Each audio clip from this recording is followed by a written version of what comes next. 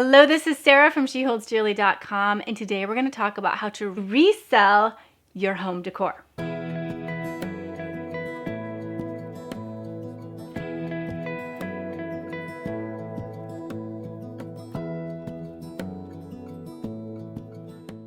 So I have written and spoken numerous times on how to organize home decor, and it's a great topic, but I still am getting questions about it. So I'm going to revisit it today from another angle.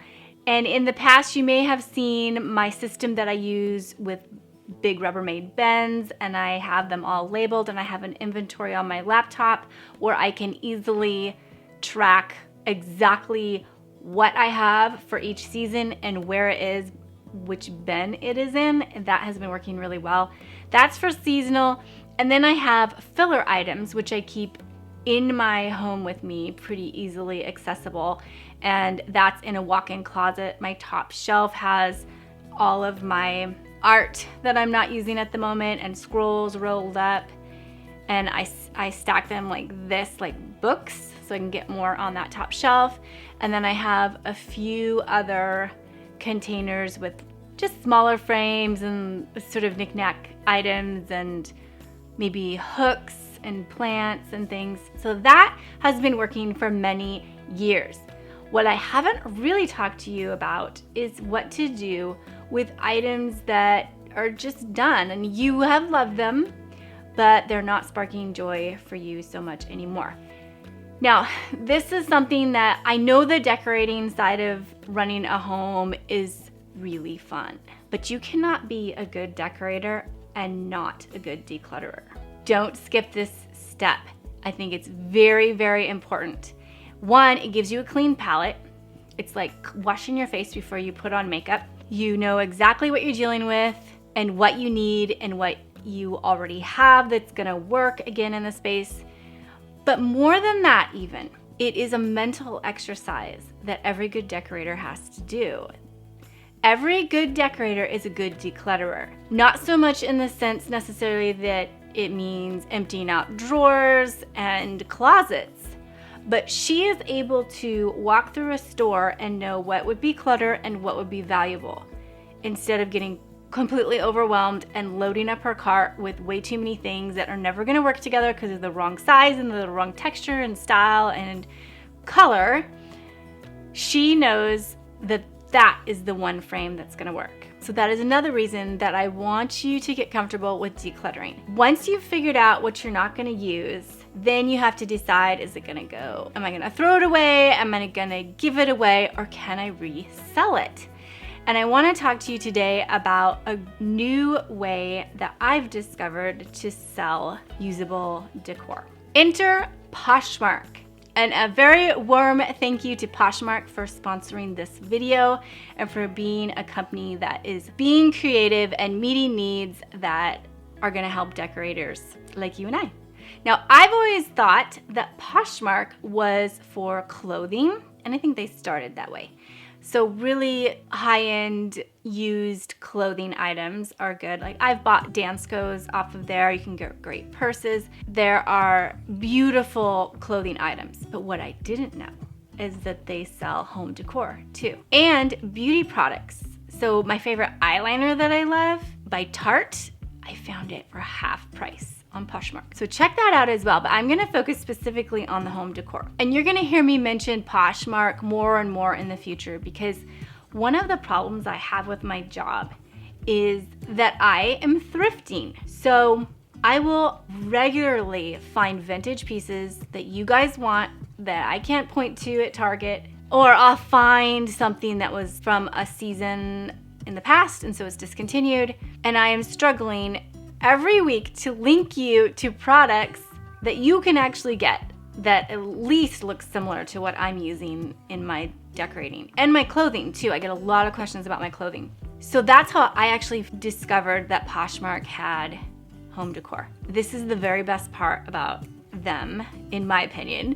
So brands like IKEA, Joann's, Anthropologie, Target, specifically the Studio McGee line, because I love their throw pillows.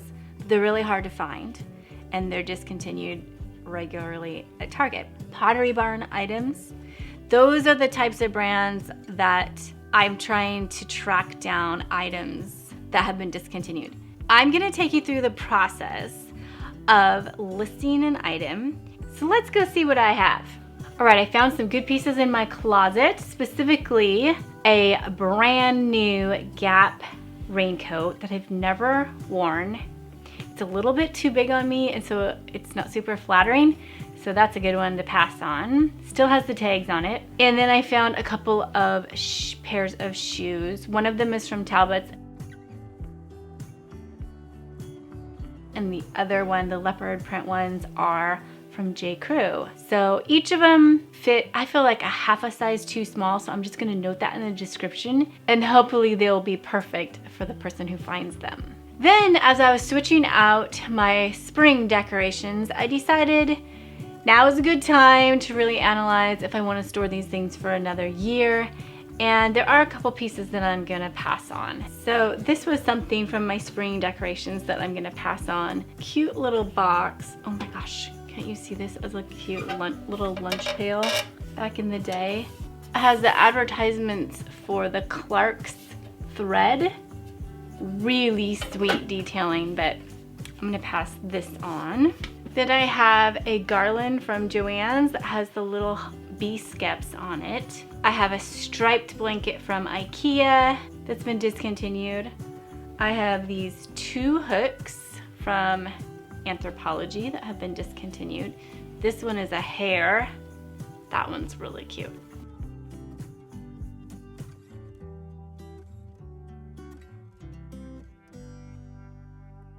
And this one is a monogrammed hook. I really like it. It almost has an Art Deco feel to it. If you like the 1920s style, this would look good in your place. Then I have this Anthropologie pillow cover. I love that it has sort of a 70s boho feel to it. Really pretty for springtime. And if you're already using the coral or the yellow in your decor right now, this would be really sweet. And I didn't mention this earlier, but wallpaper is a great thing to search for on Poshmark. So I love Milton & King. They're out of London, and their wallpaper is the nicest wallpaper I've ever used. I have this roll of white brick.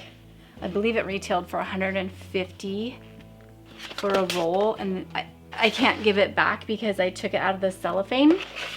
So I'm gonna list this on Poshmark for 50 bucks and see what happens. So now that I have my stash figured out, now I need to put it all in what they call my closet, which is just my account of the things that I'm listing. So they make it super easy. First of all, you want to download the app, and from there it's as easy as taking some photographs, typing up a quick description, and checking some box about the details.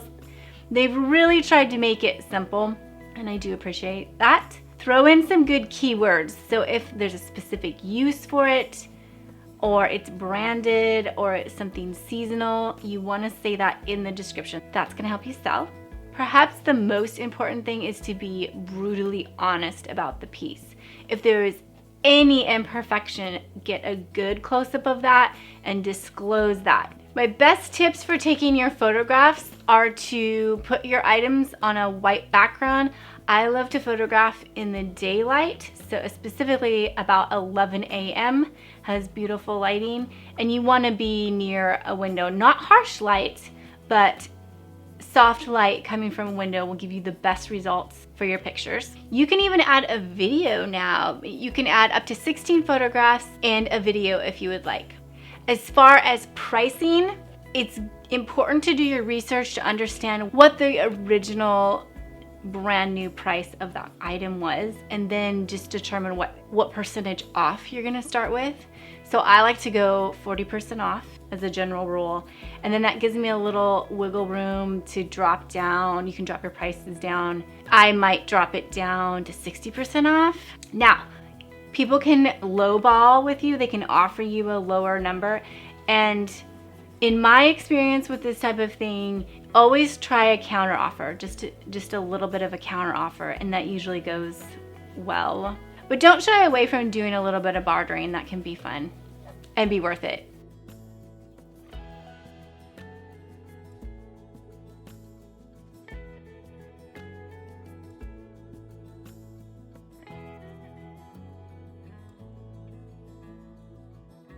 So once you do sell an item, you get to print a prepaid, pre-addressed label. It's called Posh Post, and just slap it on the box.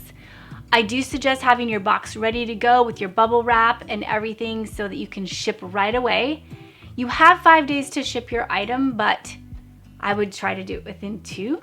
And then the money is actually put into a Poshmark account. They're really trying to create a community on Poshmark, and so they'll store your money in an account, and you can easily just purchase things that you do want from other people, or you can have it transferred to your own bank accounts. Once you have your package, you can just simply walk in, drop it off at the post office, or you could have the mailman come pick it up at your place too. So they're trying to make this as simple as possible, which is a great idea. I think this would be a brilliant direction to go for a stay-at-home mom who is thrifting and really talented at finding branded things. I know of several women who are doing very well with this as a side job, and I think it could be a lot of fun. Say that your buyer does not like the item, it doesn't fit or something. They have the option to Reposh, it's called. And so they simply hit one button and it relists the item in their closet, and they can try to recoup their money that way. So just keeping the whole cycle going is how Poshmark handles returns. Hopefully you want to buy all my things. So head over to my Poshmark closet. I put the link in the description below. Hopefully they will find a new home and get to live on with you. Let me know in the comments below which one was your favorite. And if you haven't subscribed, go ahead and do that. Hit the bell so that you get notified for the next time I post, and send you more videos on how to make interior design easy. All right, take care. I'll see you next week.